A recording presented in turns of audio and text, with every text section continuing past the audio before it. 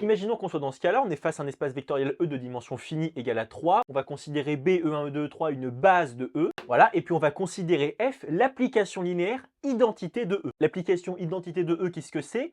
C'est une application qui, à tout vecteur de E, vous rebalance ce même vecteur de E. C'est la même logique que la fonction f de x égale x. Ça vous rentrez un x à l'intérieur de votre fonction, ça vous rebalance ce même x en sortie. Et nous, ce qu'on va faire, c'est la matrice représentative de f dans cette base. Alors déjà, on peut représenter encore une fois avec des sacs à patates pour bien avoir la chose en tête. Voilà, notre espace vectoriel de départ, c'est E, l'espace d'arrivée aussi, c'est E, et puis on définit f qui part de E et qui atterrit dans E.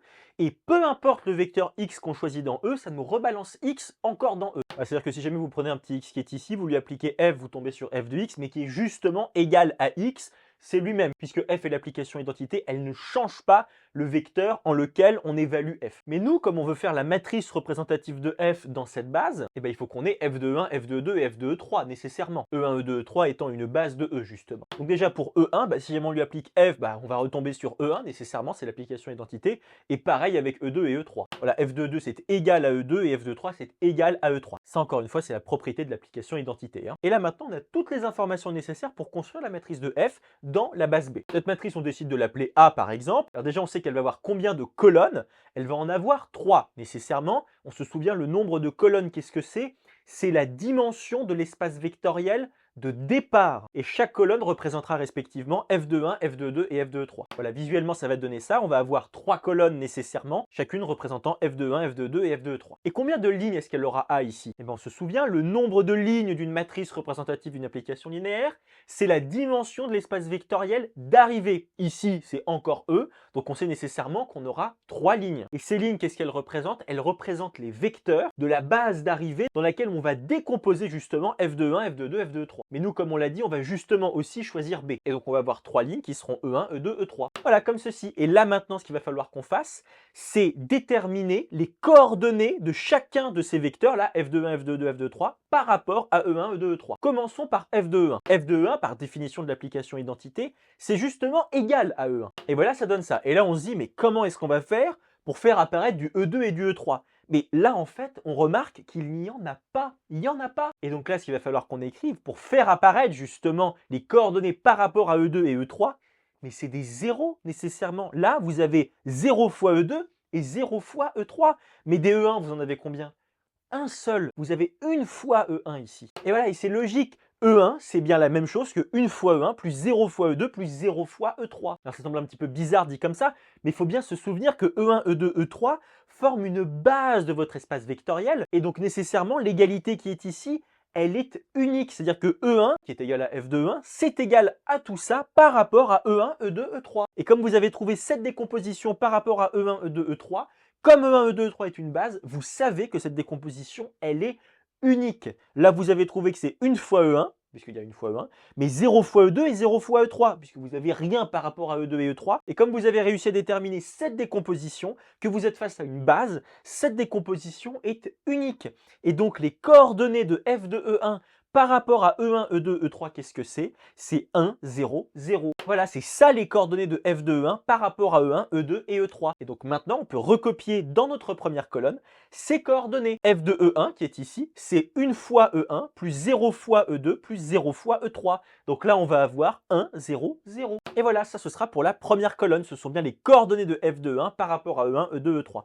Mais on va faire la même chose pour f de E2 maintenant. F de E2, d'après la définition de l'application identité, c'est E2. Bon, mais là, ce résultat-là, comment est-ce qu'on le décompose par rapport à E1, E2, E3?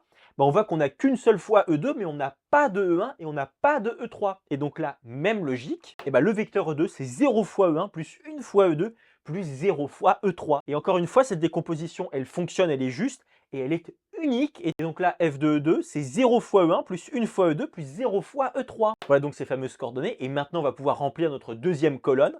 On va avoir f de E2 qui est égal à 0 fois E1 plus 1 fois E2 plus 0 fois E3. Voilà, comme ceci. Et je pense que vous avez compris qu'est-ce qui va se passer pour f de E3. F de E3 est égal à E3, c'est-à-dire 0 fois E1 plus 0 fois E2 plus 1 fois E3. Vous avez 0, 0, 1. Ce sont donc les coordonnées de f de E3 par rapport à E1, E2, E3. Et donc là, on va avoir 0, 0, 1. Et voilà. Et en fait, ça, qu'est-ce que c'est? C'est la matrice identité, justement. Si on enlève un petit peu tout le rouge là de partout, eh ben, on tombe bien sur le fait que la matrice représentative de l'application identité, c'est justement la matrice identité. Et là, on comprend enfin le lien qu'il y a entre la matrice identité et l'application identité. C'est pour ça que cette matrice, c'est la matrice identité systématiquement. C'est parce que c'est bien la matrice représentative de l'endomorphisme identité, de l'application identité. Et ce qui est complètement fou quand on y réfléchit un petit peu, et on va voir ça à la vidéo suivante, c'est que lorsqu'on multiplie la matrice identité par n'importe quelle autre matrice, on n'a qu'à prendre une matrice colonne pour un vecteur, et ben ça vous rebalance cette même matrice ou cette même matrice colonne vectorielle. C'est-à-dire que si jamais vous faites la matrice identité fois un vecteur colonne x, parce qu'on s'en souvient, une matrice colonne c'est toujours la matrice d'un vecteur, ok, et ben ça vous rebalance 3, 7, 8 par produit matriciel. Voilà, et ça c'est complètement prodigieux quand on y réfléchit. Parce que de l'autre côté, vous savez que l'application identité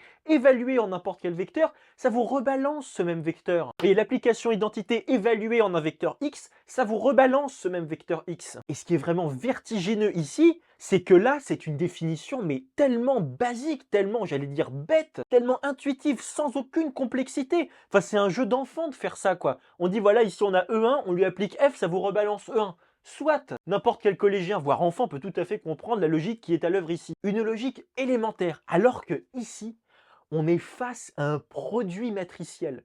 Le produit matriciel qui, par nature, est tellement bizarre et tellement contre-intuitif. Là, pour obtenir le résultat qui est ici, on est obligé là de prendre le vecteur qui est là, le faire rentrer ici, le faire rentrer là et le faire rentrer aussi là. Là, vous allez avoir 3 fois 1 plus 7 fois 0 plus 8 fois 0, ça va vous donner 3. Là, pareil en dessous, vous aurez 7 et pareil enfin en bas, vous aurez 8. Enfin, c'est d'une complexité tellement éloignée de la logique presque primitive qu'on a ici. Enfin, c'est tellement du b à bas, quoi. Et pourtant, il se passe là et là la même chose. Lorsque vous prenez la matrice identité fois n'importe quel vecteur, ça vous rebalance ce même vecteur. Ça ne change pas ce vecteur. Il reste le même. Et ici, il se passe exactement la même chose. L'application identité appliquée à n'importe quel vecteur vous rebalance ce même vecteur. Et là, j'espère que vous commencez à sentir et comprendre toute la beauté qu'il y a dans le produit matriciel.